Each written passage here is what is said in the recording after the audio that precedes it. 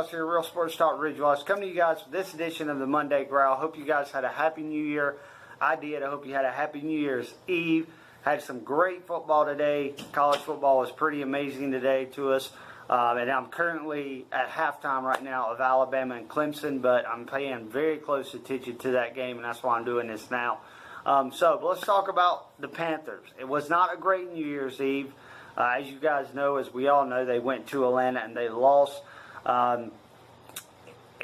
It was a tough game. I'm not lying. Thanos hard to swallow. They're in the playoffs, but you wanted that win. Especially with Seattle winning and New Orleans losing, you really wanted to have the division. You wanted to be the team that sent Atlanta out of the playoffs. But it didn't happen. And like I said, you know, I think the writing was on the wall if you're a Panthers fan.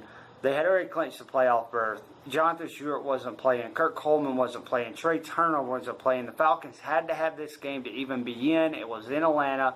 The writing was on the wall. And when Cam started out 0 for 9, you know, and he had his worst game as a quarterback since being at the Panthers. You could just feel the game never felt like it was Carolina's to win. The referees missed the chip call. They missed the helmet. They missed the pass interference. You know, it just never felt like it was a Panthers game to win if you're a fan.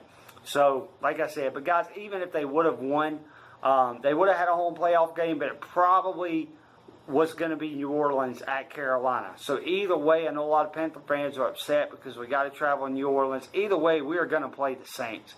You know, and I really don't think where you play is that big of a deal the third time around. It honestly comes down to execution and how you play the game.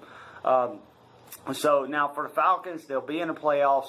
They'll be in the playoffs Saturday. I'm going to make a point to watch the NFC wildcard games. I don't know about the AFC wildcard games, although I'm very intrigued by Jacksonville and Buffalo. But the Falcons will play Saturday night against the Rams. If they beat the Rams and the Panthers were to beat the Saints, the Panthers will go to Minnesota and the Falcons would go to Philadelphia. As far as that game is concerned. But the Rams will play the Falcons Saturday night.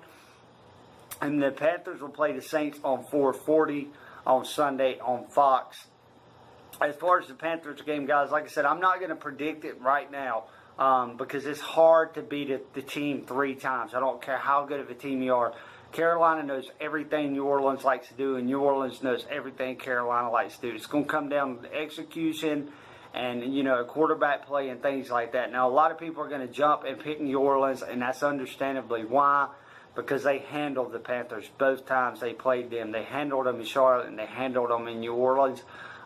You know, but like I said, I think for me, as far as picking the game, I'm going to wait and see if Stu's going to play. Ron Rivera spoke today. He said Coleman's going to play. He said it's looking on track for Coleman to be back this week.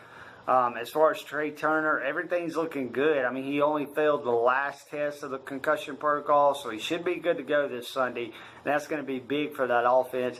As far as Stu, I don't know, because Stu said if that was a playoff game Sunday, the way that his back was, he still wouldn't have played. And that's pretty big coming from Stu. So, you know, like I said, I'm going to wait and see what the health of this team is before I make my prediction for this game. I will tell you that what is going to be crucial for the Panthers beating the Saints is they're going to have to stop the run. They're going to have to find a way to make the throws, make the tight throws, and those receivers, for Frazier, Burson, Kalen Clay, Funches, and even Greg Olsen, because Greg Olsen, I thought, had his worst game ever as a pro Sunday. They got to step up. They have got to be more consistent for Cam, and Cam's got to play better.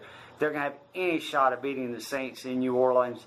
But I do think it's going to be a good game. Like I said, I want to see the health of the Panthers before I make my predictions on this game. Like I said, guys, hindsight 50-50, yes, we lost, but we were already in, and we would have played the Saints either way. So it's not that big of a deal as far as seeding as a lot of people think. Yes, the worst case scenario could have happened with us playing the Saints. I understand that. But even if we win, because the Saints lose to Tampa Bay, we still get the Saints on Wild Card Weekend. We just get them in Charlotte. So either way, we're going to play New Orleans again. But that's it. I hope you guys enjoyed it. Join me tomorrow. We'll talk some Florida State hoops. They've got a big game coming up Wednesday against the North Carolina Tar Heels. I'll talk to you guys soon. Until then, keep pounding.